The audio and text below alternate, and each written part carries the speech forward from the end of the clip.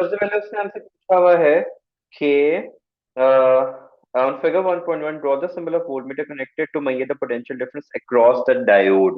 Diode का symbol हमारे पास ये होता है और वोल्टमीटर को हमेशा पैरेलल में अटैच किया जाता है। एमीटर हमेशा सीरीज में लगता है, वोल्टमीटर हमेशा पैरेलल में अटैच होता है। अब यहाँ से हमने मीटर्स को देख के उनकी वोल्टेज और एमीटर की वैल्यू देखनी थी। अब आप अगर यहाँ पे फोकस करें तो दिस इज 0.2, 0.4, 0.6, 0.8 जीरो एंड 1। ठीक है, पॉइंट तो 0.81 की वैल्यू 0.82 से पहले पहले वन। 0.8, हाँ 2 की वैल्यू बननी थी हमारे पास ना मीटर की वोल्टेज की। और यहाँ से करंट की अगर हम लोग देखें तो टोटल 1 है, तो ये हमारे पास कितना बन रहा है? 0.5, 0.1, 2, 0.35। 3, 4, 5, 6, 7, 8, 9 एंड 10। तो ये बन जानी थी 0.35 की वैल्यू। तो हमने टेबल में वैल्यूज नोट कर लेनी थी, हमारे 2 मार्क्स बन जाने थे। 0.82 as voltage and 0.35 as current. उसने फॉर्मूला बताया हुआ वी ओवर आई लगा के हम लोगों ने इसकी वैल्यू कैलकुलेट कर लेनी थी। तो इसकी आंसर आ रहा है हमारे पास 2.3। एंड इसका आ रहा है, इसमें हम लोगों ने आई की वैल्यू कैलकुलेट करनी थी, आर उसने हमें दिया हुआ था, फॉर्मूला यही रहेगा हमारे पास। ठीक है, तो हमारे पास आई किसकी इक्वल हो जाएगा? वी ओवर आर के। तो वी 0.81 है और आर 3.7 है, हम दोनों को डिवाइड करेंगे एंड विल गेट 0.22। बाकी टेबल की हेडिंग्स कंप्लीट है, इससे हमें वहां पे कुछ करने की जरूरत नहीं है। तो हमारे पास टू सिग्निफिकेंट फिगर्स तक आंसर लिखने थे, हमने टू सिग्निफिकेंट फिगर्स तक ही आंसर्स जो है वो नोट किए हैं। फिर उसने बोला है the student connects a 3.3 resistor between two terminals x and y, close the switch, records the values. As the resistance between terminal x and y is changed, the current in the circuit changes. Examine the result shown in table. Describe how the current is affected. तो उसने क्या किया है? connects a 3.3 resistor। तो voltage and current and values जो है हमारे पास जो है, करंट की वैल्यूज में क्या आया हमारे पास? कंसिडरेबल चेंज आया है।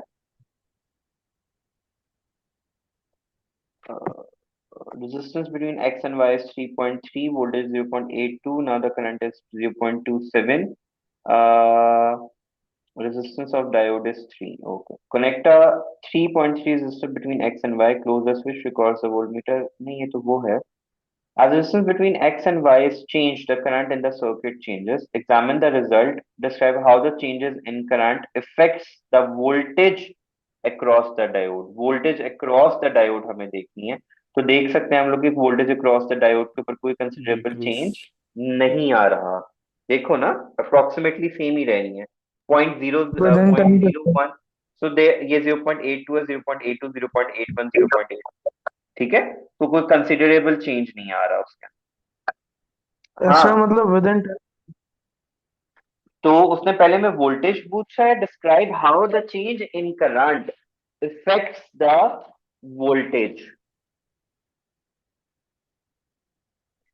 अच्छा जी, करंट वर्सेस वोल्टेज देख लेते हैं। करंट चेंज होने से वोल्टेज पे कोई खास फर्क नहीं पड़ रहा।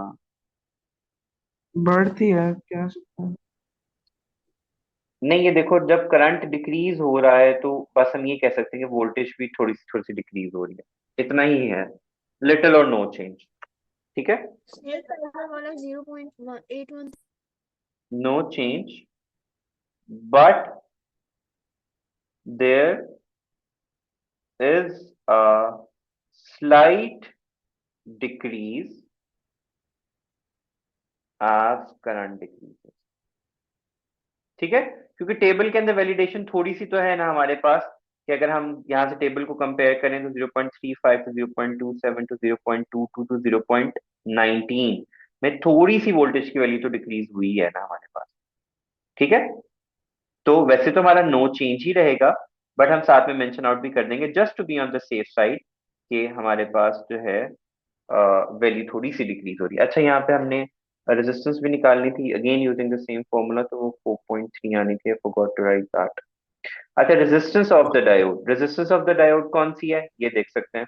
सो करंट के इंक्रीज। डिक्रीज होने से रेजिस्टेंस क्या हो रही है, इंक्रीज हो रही है। देखो 0.35 पे 2.3 थी, 0.19 पे कितनी है, 4.3। as current decreases the resistance. resistance increase।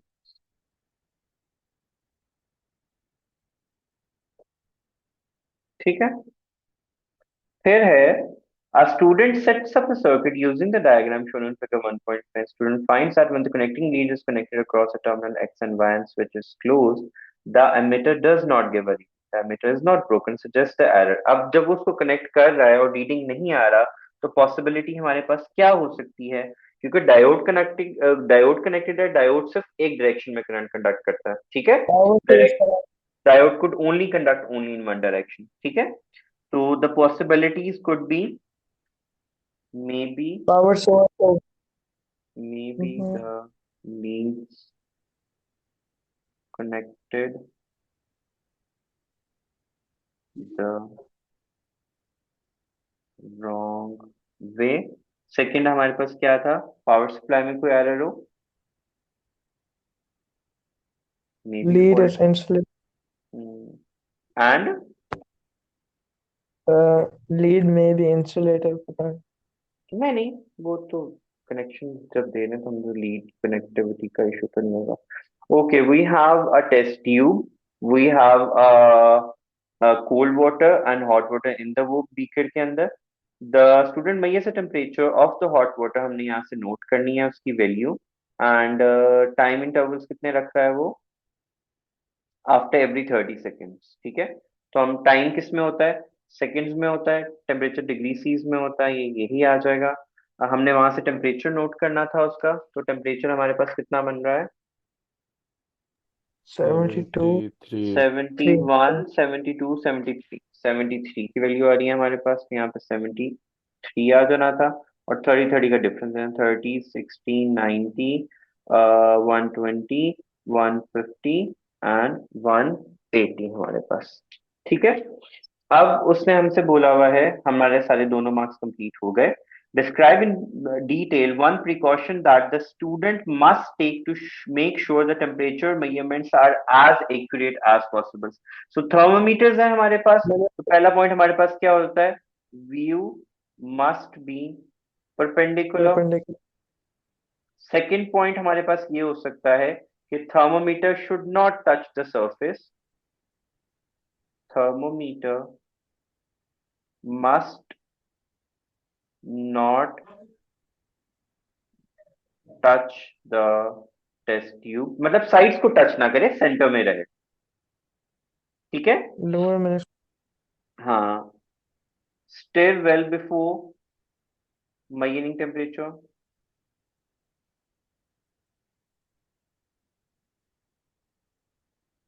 बस इतने काफी हैं, इनमें से कोई नॉर्मली यही आ जाते हैं। अब उसने कहा है the student repeats the procedure in A and B but with 200 centimetre cube of warm water instead of cold water in the beaker as shown, ठीक है।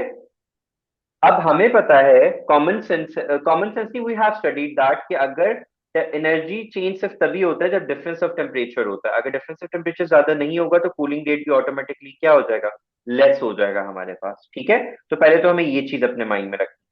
फिर उसने बोला है identify the anomalous temperature reading and explain, sorry, one of the students reading of for warm water recorded in table is anomalous। Identify the anomalous temperature reading and explain how decide the reading is anomalous। चलो हम चलते हैं। Warm water वाली ये 75, 68, 63, 38, 55, ये हमारे पास anomalous reading आ रही है 35 वाली, ठीक है। क्योंकि हमारे पास डिक्रीज आ रहा है, नॉर्मलस हमारे पास इसलिए है कि वो ट्रेंड को फॉलो नहीं कर रहा। तो यहाँ पे क्या रीडिंग आ जाएगी, anomalous reading is 35 degree C. And reason क्या होगी, it does not follow the trends. Okay,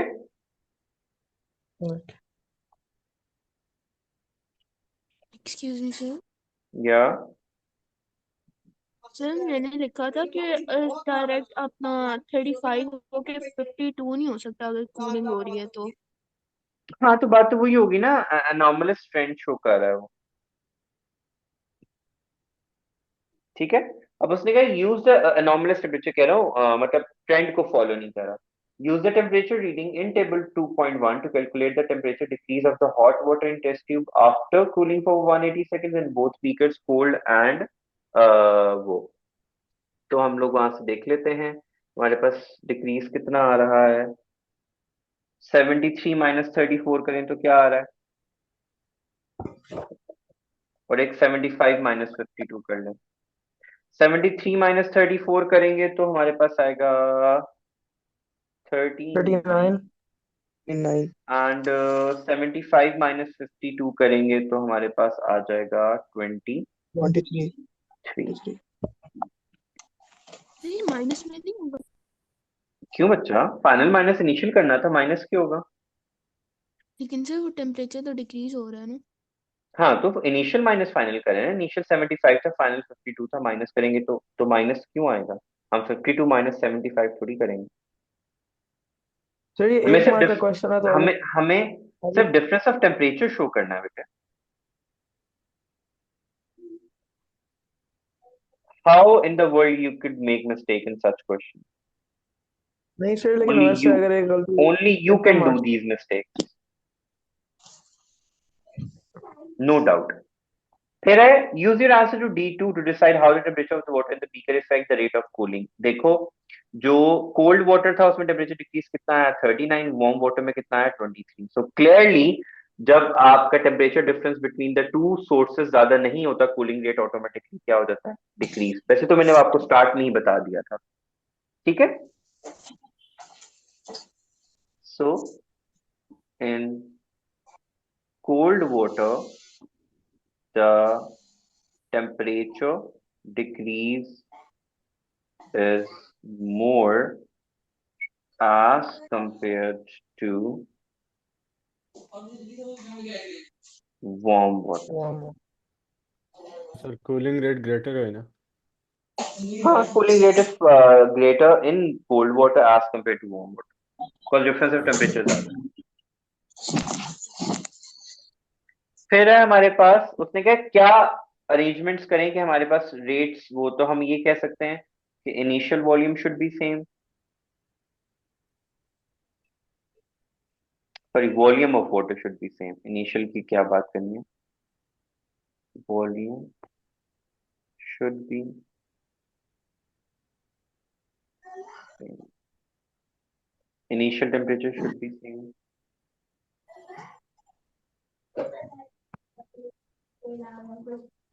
Same type of test tubes use करें। kept in the same surrounding. हाँ, keep surrounding temperatures same.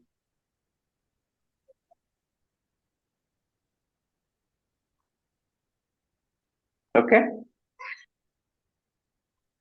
फिर ये वो वाला आ गया हमारे पास पिवट पॉइंट वाला क्वेश्चन। तो हमें इनिशियल एंड फाइनल वैल्यूज को देखना है कि ये कहाँ से स्टार्ट हो रहा है। ये आ रहा है हमारे पास 93.5 एंड इट एंड्स ऑन 95.7 पे, तो 95.9 पे। 95.9 So 93.5 minus 95.9 would give me 94.7 centimetre. फिर उसने कहा है calculate the distance, calculate distance D from the center of the 50-gram mass to the 50 mass on the rule. Record your answer on the answer line in table 3.1 on page number 12। अच्छा जी, हमें D calculate करना है तो हम क्या formula use करेंगे यहाँ पे, F1D1 is equal to F2D2 वाला फॉर्मूला। और Sir, in 90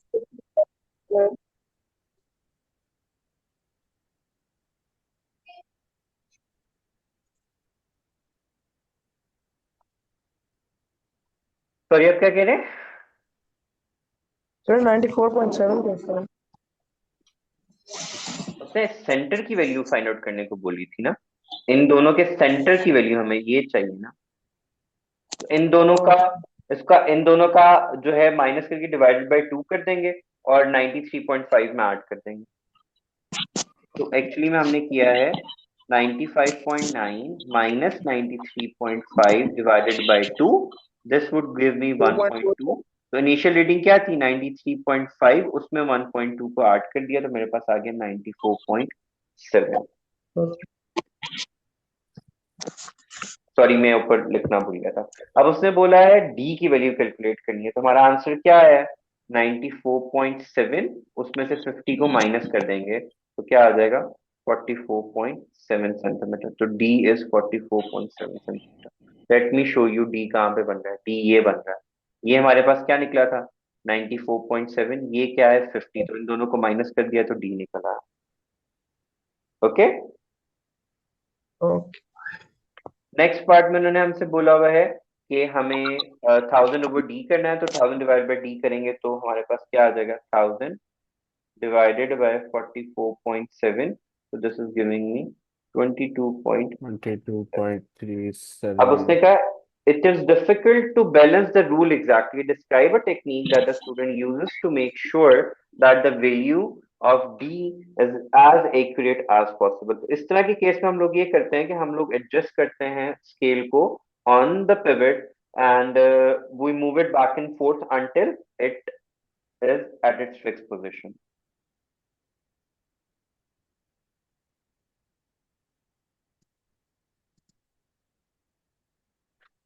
So adjust the scale until it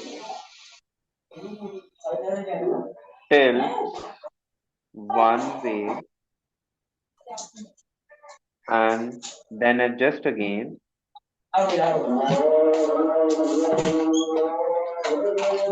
और फिर उसकी वैल्यूज जो है वो then adjust again until it tilts the other way।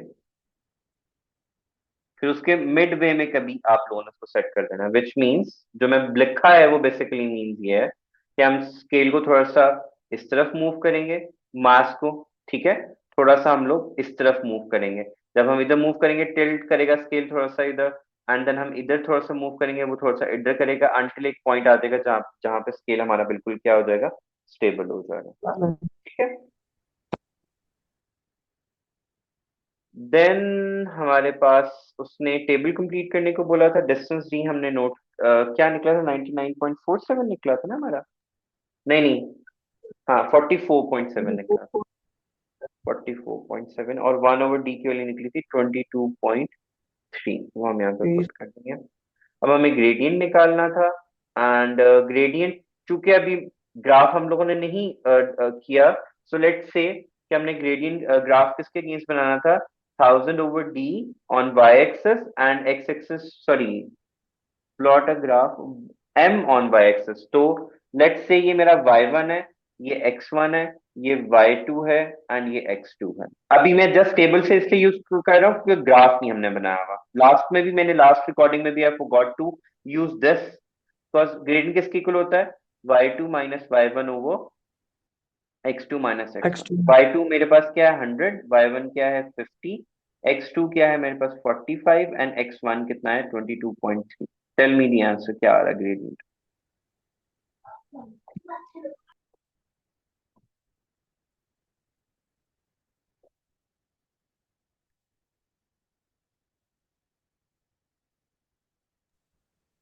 0.74। Not possible. नहीं नहीं x.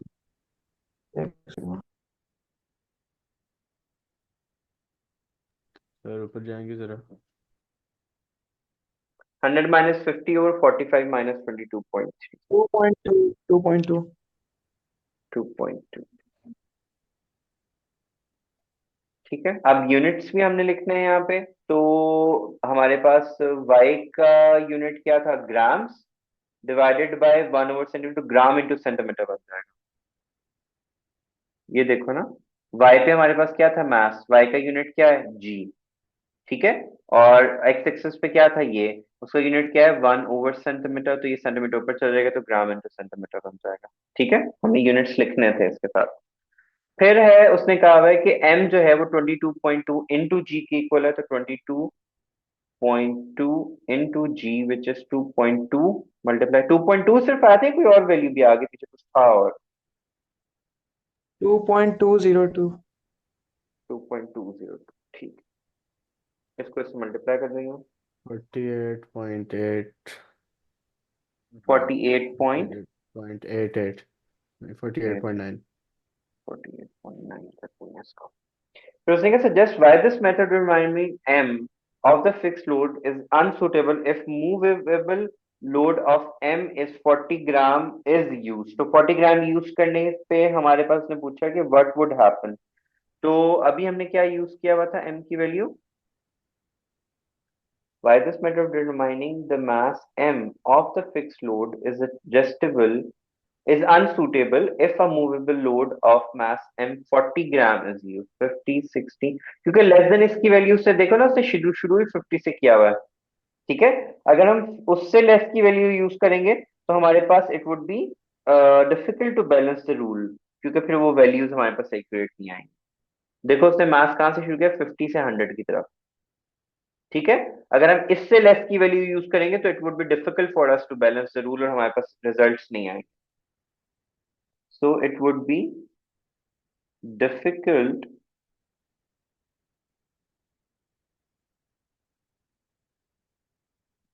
difficult to balance the rule. Also, the balance point would now be at the end of the rule बन जाएगा। जब हम उसको d की value निकालेंगे ना, वो रूलर से बाहर की वैल्यू आ रही होगी, इसका हम इसको यूज नहीं कर सकते values less than that. Again हमने बेस्ट फिट की बात की हुई है कि यहाँ पे हम लोग क्या लिखेंगे, 1/1000 डी था, सॉरी 1000/d लिखेंगे यहाँ पे, और साथ में उसका यूनिट 1/सेंटीमीटर। यहाँ पे हम क्या लिखेंगे, m, उसका साथ में क्या लिखेंगे, यूनिट्स ग्राम हमारे पास। ये अब वही वाला है एक्सपेरिमेंट। हम लोग यहाँ पे एक रूलर फिक्स करेंगे, लेंस को बैक एंड फोर्थ को मूव करेंगे until a sharper image is formed on the screen, और फिर हम u एंड v की वैल्यू फाइंड आउट करेंगे। v उसने हमें बताया हुआ distance focus between the image of the object and lens, ये v होगा, ये u होगा। हम u एंड v की वैल्यूज को नोट करेंगे और उसको फॉर्मूला में पुट करेंगे और हमारा फोकल लेंथ निकाल लेंगे। हम